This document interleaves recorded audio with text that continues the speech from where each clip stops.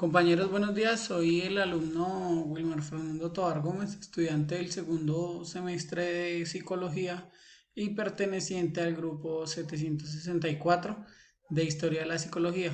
Este es la fase número 4, el trabajo final. Entonces, en el presente video mostraremos lo que vimos durante la materia en este semestre. Entonces, aquí en la primera diapositiva vemos la unidad uno, que fue la unidad precientífica, en donde están los inicios de la antigüedad, la época medieval, el siglo XVII, el siglo XVIII y el siglo XIX. Entonces, donde vemos que los inicios de la antigüedad, los griegos fueron los primeros que adaptaron, que aportaron elementos para el concepto que hoy tenemos como psicología, considerando el alma y el elemento vital dinámico que se identifica con algún elemento material, diferenciándose de cada ser vivo. Entonces, esto lo ponía como ejemplo Sócrates, Platón y Aristóteles. Entonces, después pasamos a la época medieval, donde se considera que el alma es la sustancia propia e inmortal del espíritu, presente en todo cuerpo humano. Entonces, ahí que cada quien, pues, como lo dice ahí, tiene su alma y que es propio y que nadie no lo puede quitar. En el siglo XVII nace la corriente filosófica llamada racionalismo, la cual es la presencia de la razón sobre las otras facultades humanas. Ahí ya comienza a verse que la razón es basado como base o como pilar de todas las cosas. Entonces, en el siglo XVIII se crea el empirismo por John Locke, que es el fundador de la teoría del conocimiento, de las propias Aristóteles tomista, que dice que nada que nada en el entendimiento que no haya estado primero que en los sentidos. Y luego la conclusión que todo nuestro conocimiento procede de la experiencia. Entonces aquí habla que de un momento a otro no podemos decir que nosotros tenemos conocimientos como tal, sino que todo va basado bajo la experiencia y bajo vivencias que ya hayan tenido otras personas. Igual en el siglo XIX, entonces aparece Wong, que es el fundador de la nueva corriente conocida como el estructuralismo. Sus precursiones se ocupan de descubrir la estructura de la anatomía y los procesos conscientes a la materia, estudio del estructuralismo, y fue considerado el empleado de la metodología experimental para sus investigaciones. Entonces, básicamente eso es lo que vemos en lo que vimos en la unidad número uno. Y entonces aquí contestamos la pregunta que dice que por qué es importante conocer esta parte de la historia de la psicología en el programa de formación. Es importante conocer esa historia ya que nos ayuda en nuestro programa de formación, comprender el pasado de la psicología, sus actores y qué han hecho a través del tiempo, con el fin de capacitarnos y ampliar nuestros conocimientos, y con el fin de avanzar en el tiempo adquiriendo formas y vida social y cultural. Esto es prácticamente pues lo que nos ayuda o lo que nos orienta la historia de la psicología en nuestra primera unidad. Posterior a esto, entonces vemos la unidad 2, que es la psicología como ciencia, en donde vemos la psicología como ciencia. Y aquí entonces nos dice que por qué, contestar la pregunta, que por qué es importante conocer esta parte de la psicología en su programa de formación. Entonces, es importante porque nos ayuda a comprender todo el trayecto de la historia de la psicología, las técnicas utilizadas desde el inicio de la misma, comprendiendo los diferentes métodos que influyen mucho en el momento práctico.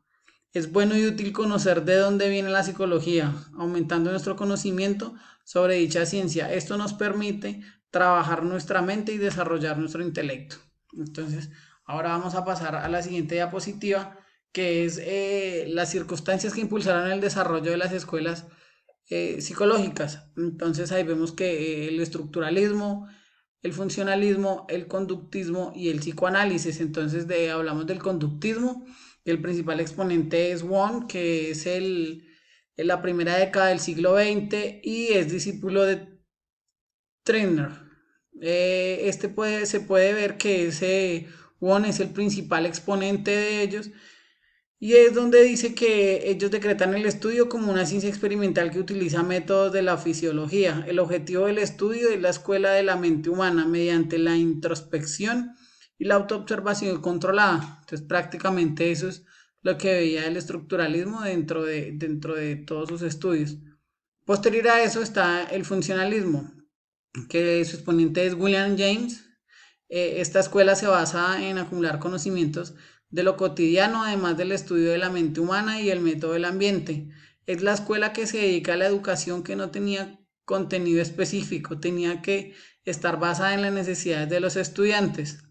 Y posterior a esto fundan la psicología escolar, además de incorporar la psicología de darwinismo a la mente y la conducta, sus funciones adaptativas mediante las cuales el organismo realizan los fines y la supervivencia individual y la de la especie. Entonces, básicamente, esto es lo que hablaba el funcionalismo. Posterior a esto está el conductismo, que su principal exponente es John Waston, y esta escuela se basa en el estudio del comportamiento animal. Se estudia lo que se va a reemplazar y la introspección por los estudios sobre el conocimiento y en que se trabajaba el aprendizaje. Y aquí Waston lucha a comienzos de la década del 1910 para una psicología que no solo trabaje con variables objetivas y que manipule para poder controlar científicamente la conducta de los organismos, incluido el hombre. Para el conductismo, la psicología debe ser ciencia evidentemente práctica y sin nada de introspección. O sea, básicamente el conductismo lo que habla es que todo debe ser práctica, nada puede ser eh, por, ¿por qué? Por experiencias vividas, sino todo debe ser práctica.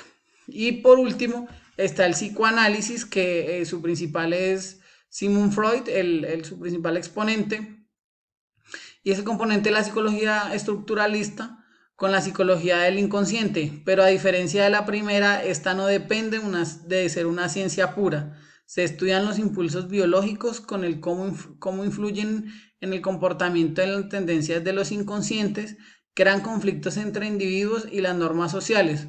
Tuvo gran influencia en los pensamientos psicológicos. Entonces, esas básicamente son los cuatro escuelas que se van a lo largo de la historia de la psicología, y aquí más abajo nos dice que debemos responder la pregunta. Porque es importante conocer esta parte de la historia de la psicología en nuestro programa de formación. Entonces, para mí, estas personas nos ayudan a conocer algunas de las escuelas psicológicas teniendo en cuenta sus teorías. Cada escuela de la que encontramos en estas circunstancias fue importante, ya que nos ayuda a reconocer como grandes psicólogos lo que tenían en mente y cada uno de sus exponentes.